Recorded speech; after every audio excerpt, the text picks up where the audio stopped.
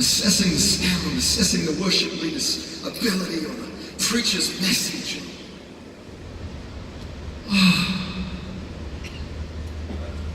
God's man is looking for your heart. He's looking for your heart. See, we walk through life, and I believe many of us, we live in places where we've forgotten how to praise. We've forgotten how to praise. We've become comfortable in our worship. We've become comfortable in our expression, but we've forgotten how to praise. We've forgotten how to praise. We've forgotten how to praise. We've got comfortable in our expression to God, but we've forgotten how to praise. I believe in this place tonight, friend, God wants to stir something in your heart that's going to remind you not just how to praise, but why to praise. Because I tell you, praise, you don't even understand tonight. You don't even understand what it is that praise does in your life. There's a reason why 95%, 98%, 99% of the churches around America love to sing slow songs because they're easy. But we don't love to sing songs of dancing and celebration. You know why? Because they're costly. You know why? Because sometimes we've got to take ourselves off the cool pedestal that we've placed ourselves on. Because let's be honest, nobody looks cool when you're jumping around doing this in church. Nobody does. But I tell you, I don't want to be a cool worshiper. I don't want to be a cool praiser. I want to worship God because He's holy. I want to praise God because He's mighty. I want to praise God because He's glory. I want to praise God because I need to praise God. See, I tell you, the rocks, if we do not cry out in praise, then the rocks will cry out in Come on, praise Him. Just take a moment and praise Him. Take a moment and praise Him. Take a moment and praise Him. Take a moment and praise Him. Take a moment and praise Him.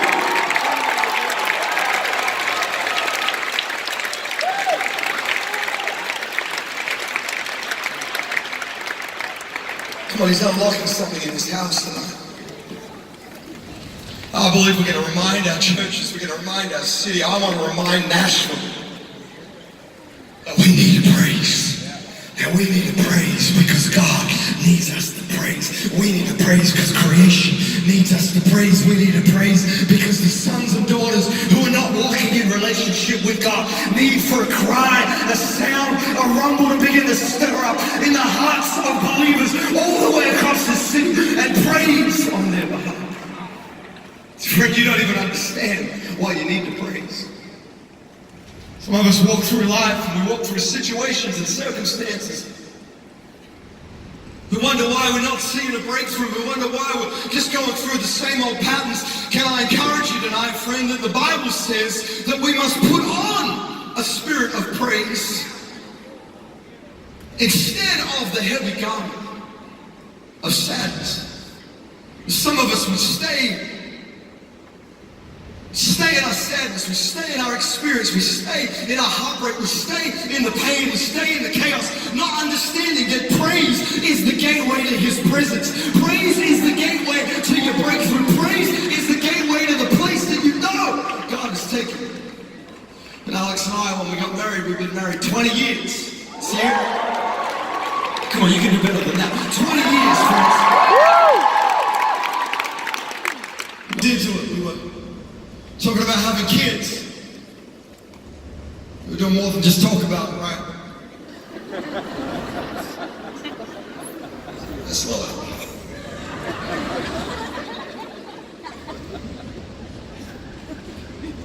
We were doing all the right things, but there was no babies.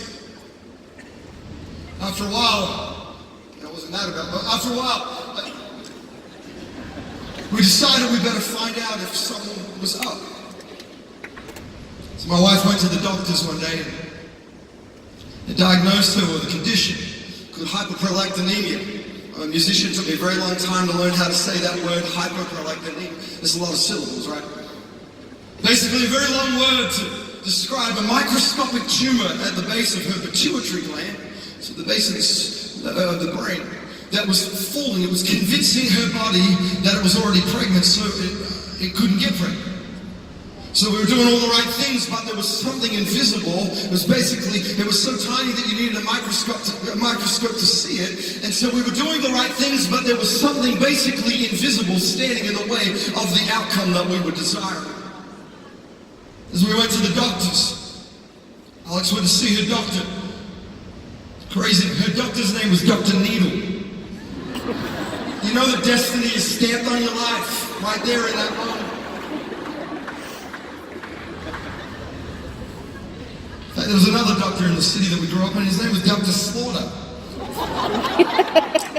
I mean, needless to say, I never went to see him, right? Dr. Needle, she was ever so kind and polite, but she sat down with Alex one day and she said, sweetheart, basically this is the deal. There's two options.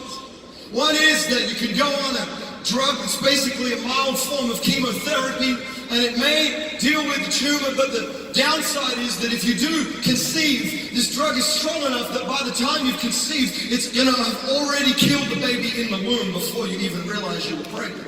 That's option number one. Option number two is this. That you go home and you have a conversation with your husband.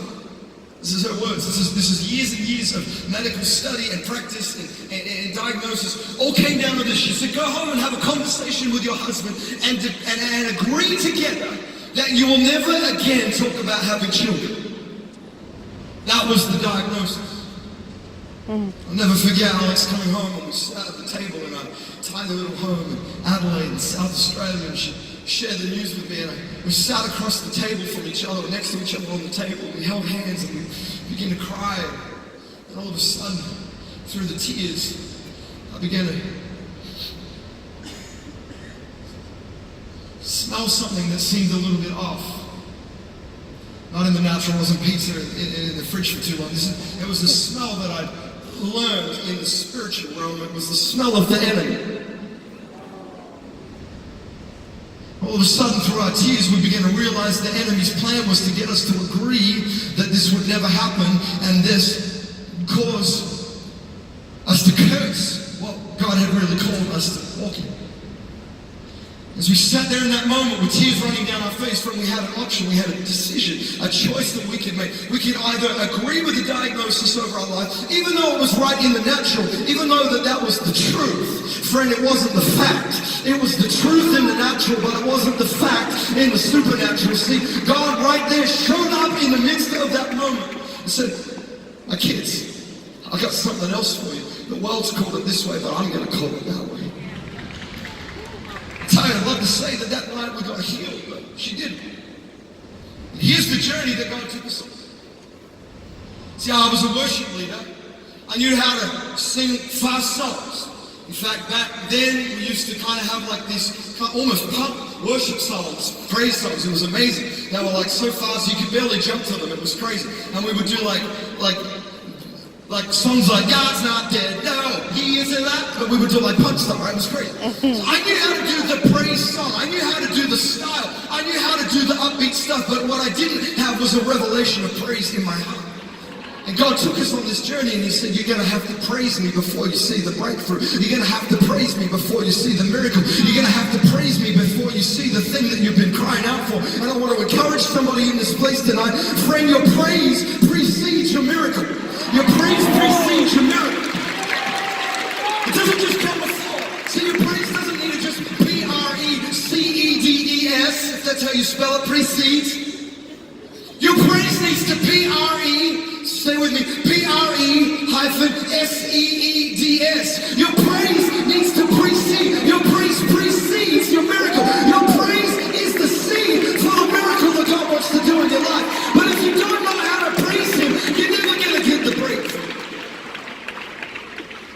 See, sometimes praise is more than just a song. Praise is an action of your heart. It's a faith step. It's a journey where you begin to walk out of the place of comfort. You begin to walk out of the place of the whispers of the people around you. You get to come out of agreement with the diagnosis from the doctor, even though it's the truth. You know it's not the facts of the Word of God. And see, we began for 2 years, we began to walk this journey. And at first it was exciting and our friends were full of faith with us, but after a while, friend, it's amazing how many people drop off along the way because they don't have the same faith, they don't have the same journey as you. And after a little while, when we would begin to talk about what it was going to be like to have kids, you began to hear the whispers, the rumors. Oh, this is a little bit awkward. I thought they knew this. I thought they knew they couldn't have kids. Oh, this is a little bit uncomfortable. Can I promise you this, friend? Praise is going to